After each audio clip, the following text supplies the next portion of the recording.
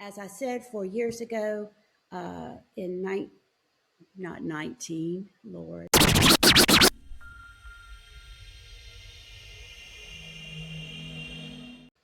Hello and welcome to the Brothers and Sisters Like These podcast. I'm your host, Brother E. Today our guest is Gold Star Ambassador Lucy from Blue Ridge Honor Flights, a nonprofit whose charter is to organize for veterans to fly to Washington, D.C. and see several important monuments. And most importantly, are told welcome home once they return to the Asheville airport at the end of a long day. Ambassador Lucy, welcome to the show. Thank you. Thank you for having me. It's our pleasure. So, could you please describe the Blue Ridge Honor Flights organization's its mission and its vision, and give the viewers some background into its origin story? Actually, Blue Ridge Honor Flight will be celebrating their 20th year this year on this flight. And it was started with the goal of taking veterans and now Gold Star family members, as of 4 years ago, to Washington, D.C. for the day to visit the monuments and memorials that honor the sacrifices of those who gave their lives for our country. As I said 4 years ago, in not 19, Lord, 20, 22, Blue Ridge began hosting just a few Gold Star family members on the flights. And for our viewers, will remember we've had a beautiful podcast with Brother Jeff, the founder, and Sister Ann, who was the original Gold Star ambassador. And so Yes. now she has, stepped down after many years of service and really set the stage. And now, Ambassador Lucy, you're stepping in to continue the work she's done for Blue Ridge, correct? Yes, that's correct. So Ann and I are actually neighbors. There's two houses between us. And it took me about 4.5 years ago before I actually went and introduced myself to her, knowing she was a Gold Star mother, but having difficulty making that connection. And I did, like I said, 4.5 years ago, and then I was included on the flight. And then it's just been a true friendship from there on. And I am honored to try to follow in her footsteps. And you know what? This brings me to an interesting point that is often noticed among veterans and not necessarily the population, but it's important to realize that there is a small army, for lack of a better word, of us out in the community. And so when it's just if you consider not just the veteran who serves, but the family, the children, it becomes a very large bubble, the community, your employers, right? So what ends up happening is that we are very integrated into society, but society does not know that or see that. And sometimes, as in this example, we don't even see it. So it's very important for the public to understand how much the military and its service to our nation affects the veterans, the families, the friends, and the community. And this, I think, is a great example because Sister Ann represents Gold Star in that her son Matthew passed away, was killed in action in Iraq. Same time I was in Iraq. We were in different units, but both serving over there. And your father, you're Gold Star because your father is MIA as a pilot. And Yes. so even the Gold Stars have different meanings as to what makes you a Gold Star. Could you explain for a few minutes so that people understand Gold Star members are now able to fly on these flights, but what exactly is a Gold Star? So a Gold Star is an immediate family member who has lost their father, son, husband, spouse in a combat related incident or combat zone. And is actually becomes a very small community, but somewhat large. It's been interesting. I have not been a while I've been a Gold Star daughter for a long time, I've not really been a part of that community until these past 4 years, and it is very interesting to um, to see that there are others out there like me that know my story and have the same story. Um,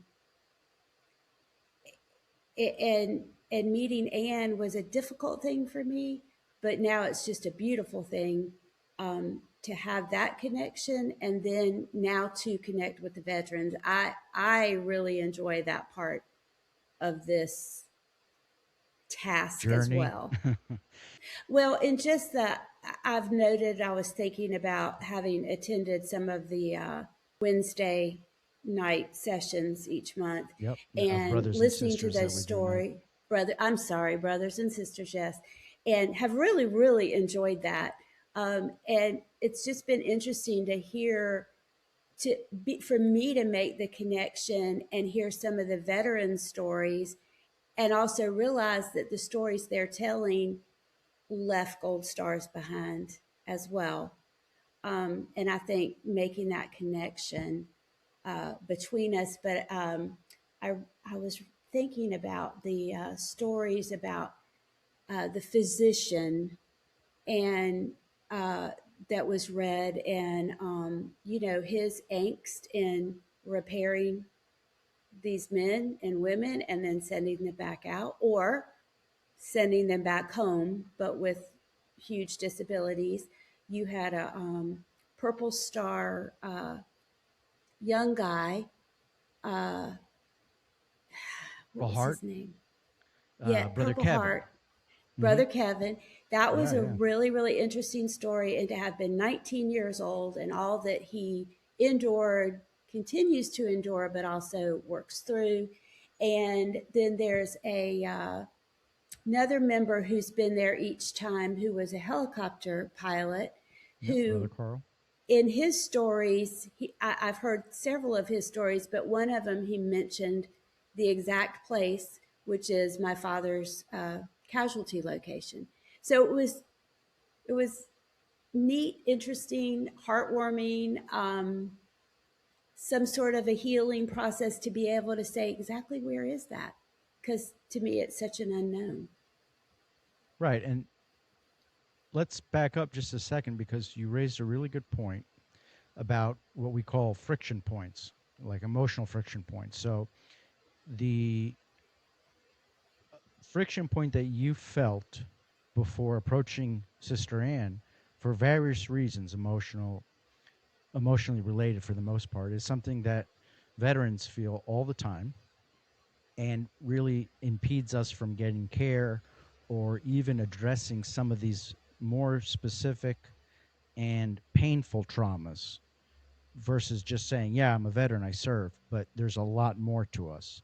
And so it's important for the public to understand, and part of these podcasts is to raise awareness, is that once again, the veteran has many layers of trauma, but so does the larger nucleus surrounding them, like the family. So the way you have been able to manage your experience and your journey is very similar to how we have, because it's all basically trauma related experiences and the same ways that the human spirit wants to heal but also is scared to, what we say, quote unquote, go there. Yes, So once again, our connection with the larger community of veterans and people who served shows these similarities, in addition to, for example, Sister Anime having the bond of Michael being in the same area where I was when he was killed. For example, as you mentioned, your father's area of operation was the same as where Brother Carl was flying. These little things may not seem that important to the civilian, but I get goosebumps like right now just thinking about that, mm-hmm. because those are real connections and camaraderie and kind of support that really helps us kind of manage what we've been going through many times individually and silently behind the scenes. And so what ends up happening is, and I mention this all the time because it's amazing, when you see one of our writing classes, when you see one of our events or uh, reading events, or just any type of advocacy that we do, I always challenge someone who doesn't know what we are as an organization to say, could you put a face on what we're doing here? And people have a hard time because it's like, well, you guys are all different colors, sizes, genders, ages. I I don't know. And we're a veteran and veteran related community, which is beautiful because then when you go out into the environment, into the community, what we remember is that there's an army of us, and we don't look like each other, and we don't talk like each other, and we don't sound like each other, but we have our same experiences, our same value, and our same camaraderie. And that really helps us think, I'm actually not alone in the society, in the community. Is that something that this experience with Honor Flight and Gold Star has also had for you? Oh, for sure. So you use the word connections, and I do think that I have found in my actually just this past year journey, because I've connected with another Gold Star daughter who lives in Texas, who spent 51 years searching for her father, who's now no longer missing. And I reached out to her, and she and I have an ongoing relationship. And all that to say that I have made so many connections with her, through her, um, and especially in this past year journey, that is such a big part of the healing process. And it is amazing to see that whole small world That's yeah. that whole it's a small world. Oh, that it, I have been absolutely amazed. And to me, that has been, I think, Blue Ridge Honor Flight, and having begun the Gold Star uh, experience with them 4 years ago, has that's just been such a healing part, is to be able to make those connections. I also think that I would have told you in the past that I would have been somewhat hesitant to approach a veteran, um, to even say, well, I'm a Gold Star, because I wouldn't want that to seem more important at all versus someone who has served, but not know how to even say, I'm a Gold Approach Star, but that. I want to hear your story, or approach them. I still ask those questions, of the veterans that I encounter on the flight. If I feel comfortable, I try to ask even those etiquette questions, like, if someone's wearing a hat, do I approach? Are they going to be receptive? And so I think that's been something I've been learning over the past year. Um, and it Thanks to has your definitely, involvement. right. And it's opened a world, and it is part of the healing for me. And this is a very important point, that the veteran and the nucleus that surrounds them of service often see the other as the one that is more important, right? So when we see a gold star, we think the sacrifice that that family has made is more important than our service. However, because of the nature of service that is really part of the military and the surrounding, environment of family members and friends, the same thing happens to the other person. The Yes. Gold Star says, wow, who am I to overshadow a veteran? So what's amazing about this, and I think we always mention this in our groups, is that my military experience does not need to dictate your path and your journey. They are two separate. What we are doing is we are using each other's journeys to help each other in our own journey. So whether I did A, B, and C in combat or not combat, or I'm just here because I had a training accident that got me out of the service, and it doesn't matter. The point is Mm-hmm. that together we can each, in the numbers of us as a community, we can each support each other as we individually go. So I don't need to validate your experiences, and you don't need to validate mine. That's why we don't really ever comment on the stories, only the meaning of the stories, because we're not here to judge anybody. We're not here to second guess anybody. We're here to support the pain and the process and the journey. So what I would tell, obviously you've learned this lesson because you've been able to now engage in a way that you didn't. So very happy that Blue Ridge has created this new experience and new life for you. But also perhaps to any gold stars that are thinking, I don't want to be on a flight and steal the thunder, steal the show to everyone else. Let me tell you that I would want someone from Gold Star to be sitting at the front of the plane. Anybody who has lost a family member, I've always said as a board member, needs to have a seat at the table and needs to be at the front of the table, because their sacrifice is more in the death of that loved one than we can ever give as a wounded or hurt veteran. So to those that might be a little reluctant of going as a gold star to the Blue Ridge Honor Flight, let me tell you, it melts the hearts of us veterans, and you're actually helping us because we're feeling really connected to you and really feeling like there's something missing when it's just us, right? But when you see the family and the sacrifice, it really brings that emotional piece all back together. So I'm incredibly proud of the Blue Ridge Honor Flight for many things, but opening its doors to Gold Star is arguably the most important thing it's done in recent times. So what do you think about any gold star that might be a little reluctant to board this plane because they feel like they don't fit in? What would you tell them, Ambassador? So the reluctance, of course, I'm going to say shouldn't be there, although I've had it.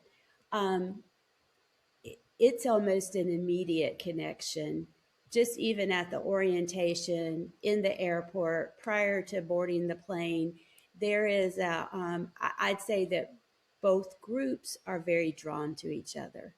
And it's a, it's just a huge learning, healing experience.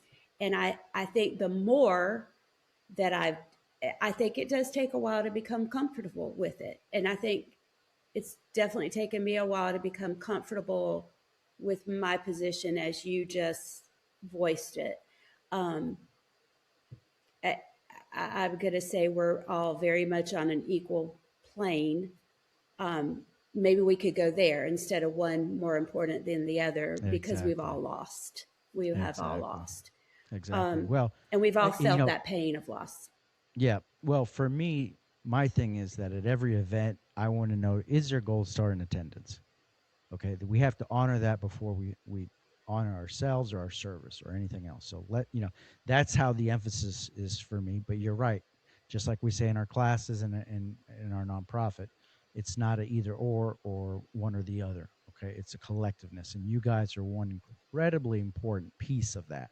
So we're very honored and hope that we can integrate and use as much of that as possible. And that has happened because initially we got to know each other because you reached out to brothers and sisters like these for a gold star who was also a veteran.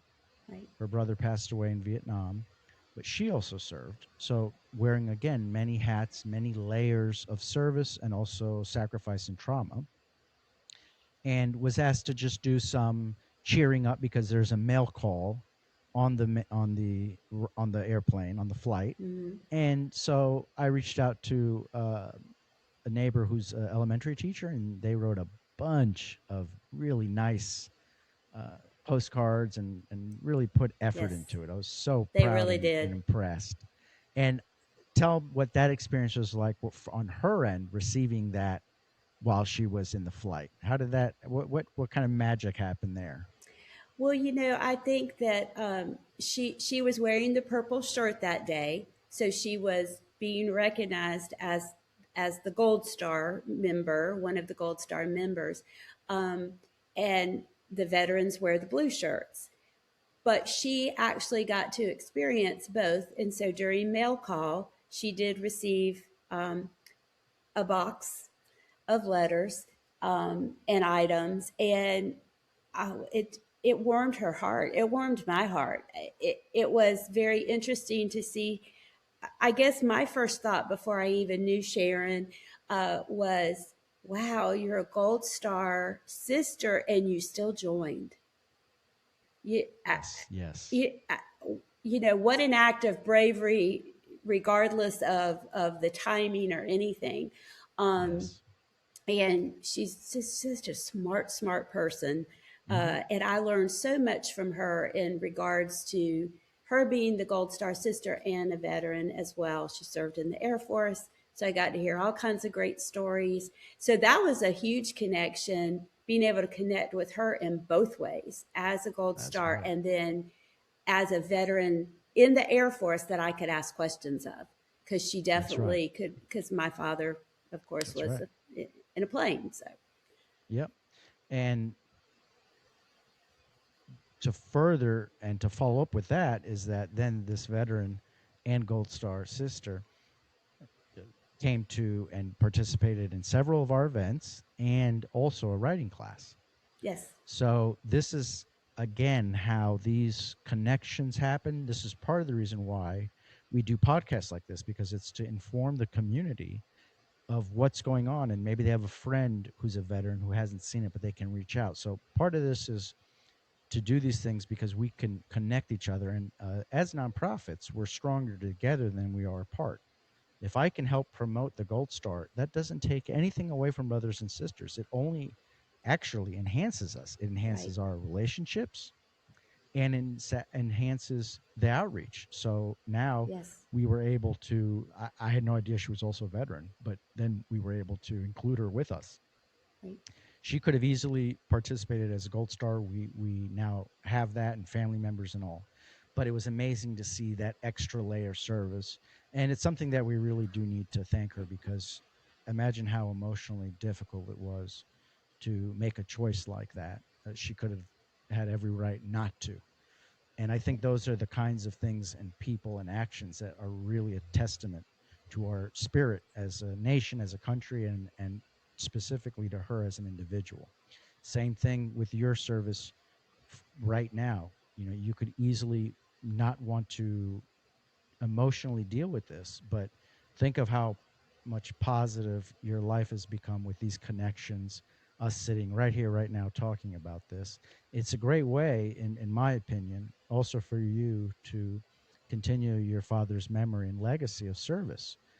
Not sure any of us 10, 20 years ago would have imagined that we would have these connections, having these conversations. And I think them looking down on us and smiling, I think it warms my heart to know that I'm part of keeping their memories alive in some way. Has this connection with Blue Ridge Honor Flight made you feel that way emotionally in a special way as part of a community? oh yes, yes, it's allowed me um, to remember, honor, to heal, to make connections, to form friendships that are lasting, and bonds, and to feel so much gratitude for the service of the veterans, active duty, and other Gold Star family members. All right, so let's get into this particular upcoming flight. What's the next flight scheduled? When is that So going to the take next off? flight is September 26th. So Okay. we're what, about 5 weeks, about five Yep. weeks Yep. away. Blue Ridge does, in general, do a flight twice a year in around April and around September. So we will take this flight, still taking applications for, I believe, veterans, but definitely I know for Gold Stars. We have had a few applications. Um, you tend to make connections as a Gold Star with others, which I've done with, of course, Anne, who's 2 houses down from me, but then others around the country. And then you think, oh, wow, this is a bit of a bigger community than I thought. But then you get back to the realization that it really is a small community. And so I am trying in my new role to uh, discover ways, outreaches, resources to be able to find some of these Gold Star family members who may be reluctant or may not know that they qualify to apply for a flight. Like I said, we have two of them. So for flights with Blue Ridge Honor Flight, my hope for the future is that other honor flights will take this on as well.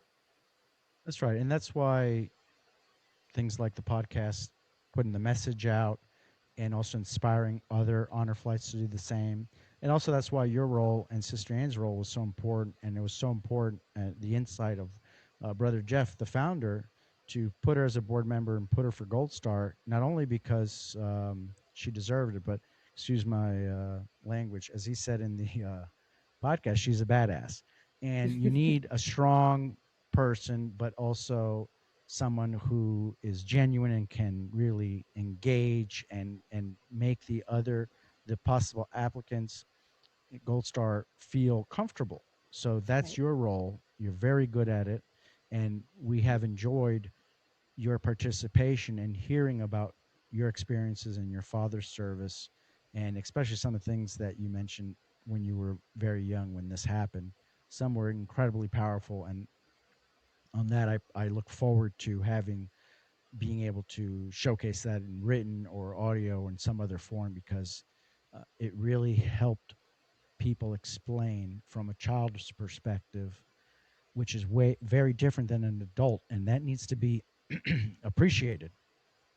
What having a loved one either killed or missing in action at such a young age can do for the emotional trajectory of that person's life. And you've done very well with your at our events to read and Thank you. express that. I hope that's been therapeutic, and I hope that we'll get that written and audio, maybe just that alone, if it's something you feel comfortable. Because for us and for me, what I've noticed is that when we get, it's really hard to talk about these things, but when we write about them, that's why writing is so much easier than talking right off the cuff about it. And then once we write and talk about it, then we feel empowered to share, and sharing is therapeutic. But what we also see is it's continuing the chain of helping others empower themselves. So, it's easy to say go get help, but if I'm not up here being vulnerable and explaining why I need Right. help, how are you going to be able to feel, comfortable enough to do it? So that's really tough, and people need to understand how emotionally difficult it is for someone to uh, be vulnerable about Very. very intimate emotions. Um, but do you feel like you feel the sense of, oh, there's kind of a bigger picture because I'm going to pass the torch to others and kind of keep this conversation? Do you now feel like you're not just you, the Gold Star, but you're part of the network and part of a community and healing process? Has that transformed in this? Oh, for sure, definitely. And no, my writing was on a sticky note. My one time that I spoke at one of the events, but it does have me thinking. It does have me thinking about putting more into the thought, written, spoken, of the journey. But it's taken me this long to be able to emotionally do that. So I do believe and think and know that we all come to it in our own time. And so I That's right. think just continuing to share and pull people in or put people in places where they can hear, see something, it, it begins to perpetuate that healing process. It might be the catalyst to start that conversation and Yes, that journey. And it doesn't matter at what point in your life you are, you can always improve your situation, your quality of life. and you can make amends with emotional pasts that might seem like obstacles that are insurmountable Yes. but are achievable. So I think the point being is that try to engage at whatever level is possible just to start a process. So if that means just having a flight and not necessarily engaging emotionally in any other way, well, that could make the beginning of you feeling comfortable, meeting other veterans, seeing other organizations, and it's just transformative. And it's really important for the individual Gold Star and veterans to do this. So we have a date. Yes. Applications are open. You have to apply, no cost to them.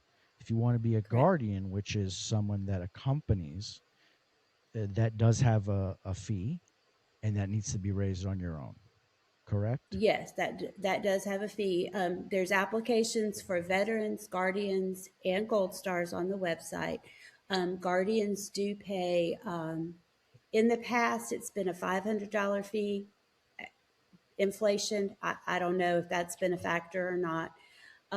But veterans and gold stars are covered by fundraising events, and but guardians do pay that fee. But Has it gone up to 600 or is it highly 500? recommend. One of them's 500, one of them's 600. Okay. Okay. It's different for the gold star versus the guardian versus the vet. So Perfect. somewhere in that area.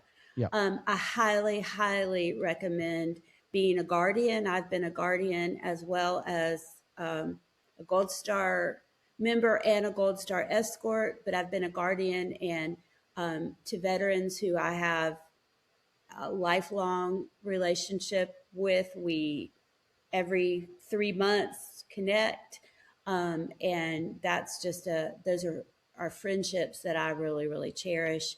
So I highly recommend the guardianship position as well. All right. So we have the flight. We have ways to participate as a veteran, a guardian, a gold star, a volunteer, uh, taking pictures. There's just a bunch of ways to donating money, resources.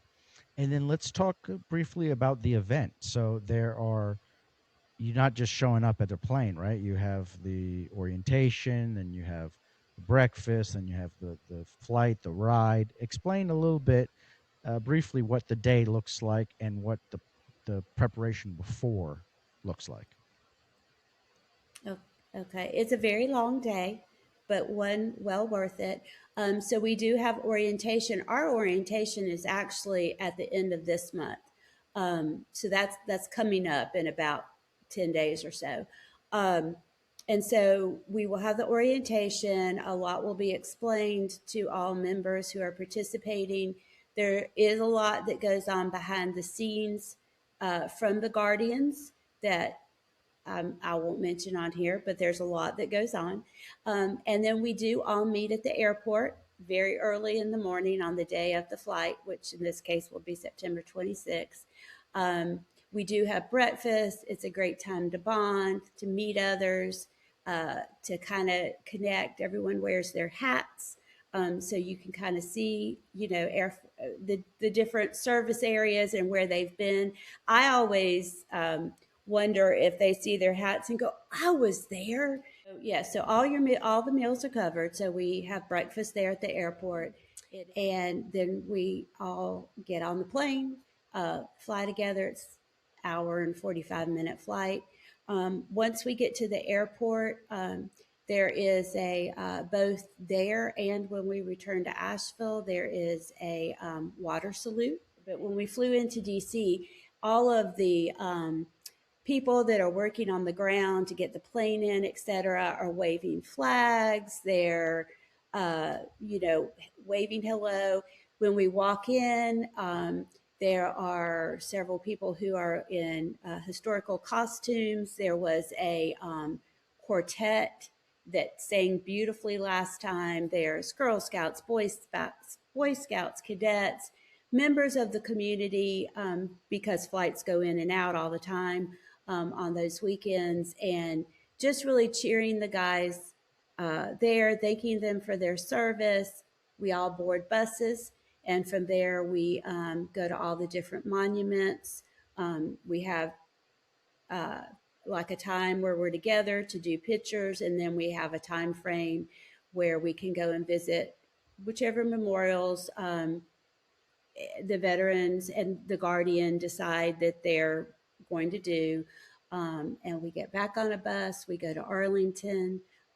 We get to see the tomb of the unknown soldier and the changing of the guard, which is fascinating every time I see it.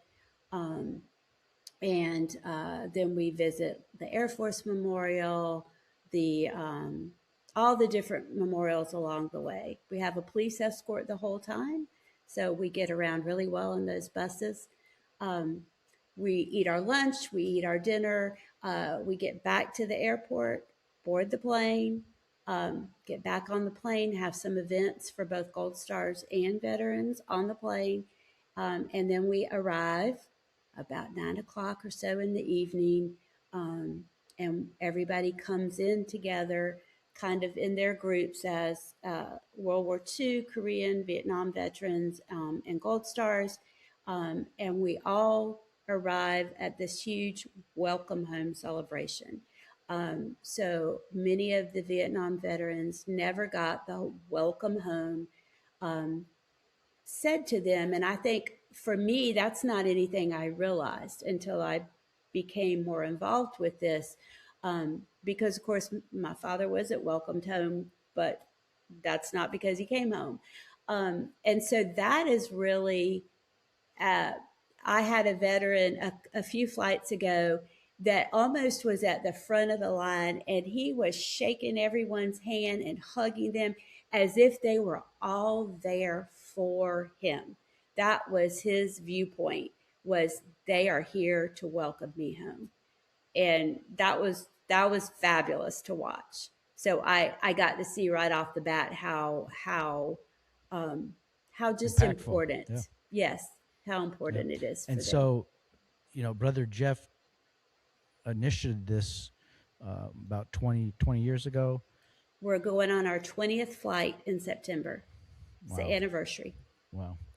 And part of that, and I think a large part, was not only just to honor veterans, but especially the Vietnam veterans that were personally treated for the political ideology that a lot of Americans did not approve of or like. And it unfortunately was very misguided towards them, many of whom were Mm-hmm. draft, not even volunteer.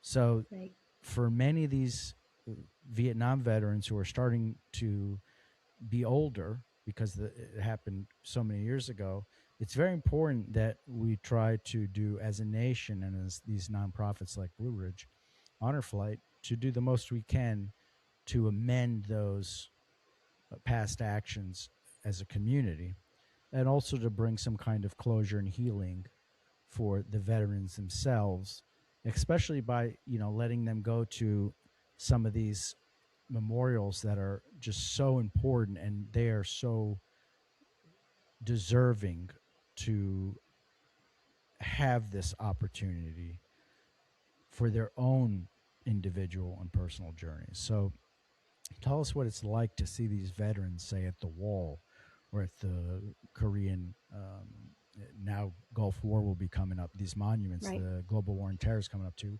What do you see there, that besides the honoring them, what do you see there that's happening them there personally for these veterans as they come to grips with the cost of their service? So I think having seen, as a guardian when I was with the veterans and finding the names. We knew ahead of time which names we were going to look for, and having them, and Sharon as well, who was a Gold Star and veteran, but having them be able to get the etching and just lay their hands on that name, on that wall, on that panel. And then I think whatever happens is very personal. I and that's what I can see, is that there's some sort of reconciliation with what it's all about and what that moment is. Um, I think that for some veterans, it's very difficult to walk up to that wall.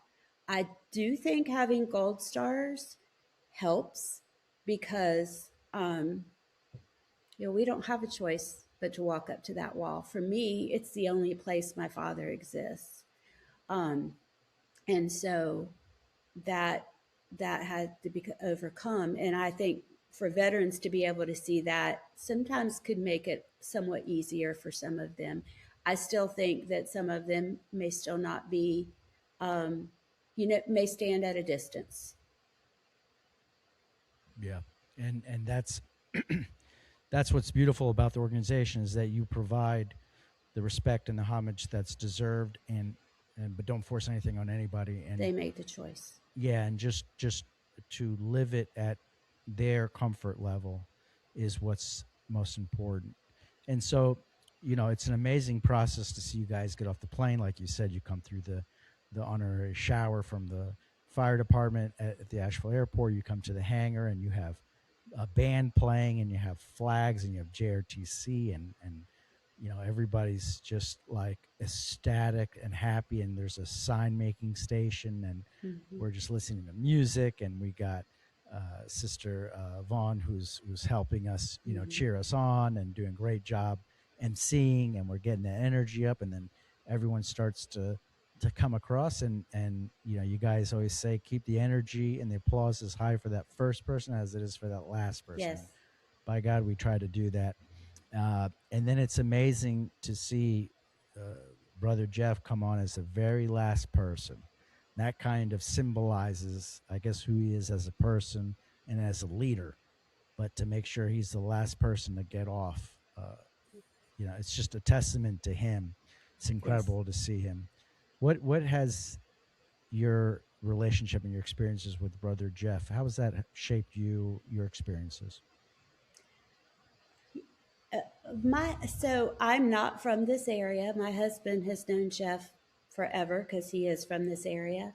I met him probably about 15 years ago at an event, and at the time when my husband introduced us, he said, "Yeah, Jeff does the honor flight." I was like, "Oh, okay, yeah." It didn't really. I didn't have a grasp as to what. Okay, you take veterans. I had no clue, really no clue what it all meant. Um, to say that I admire and respect him is just not enough. I'm not sure I could use the verbiage, but he is a person who has definitely given of himself and handed over the reins to others who will continue this program. I was wrong when I said it was the 20th flight. It's the 20th year. So there's been, I want to 40 something flights. Mm-hmm. Um, but that was all his vision. And wow, Well, I as think he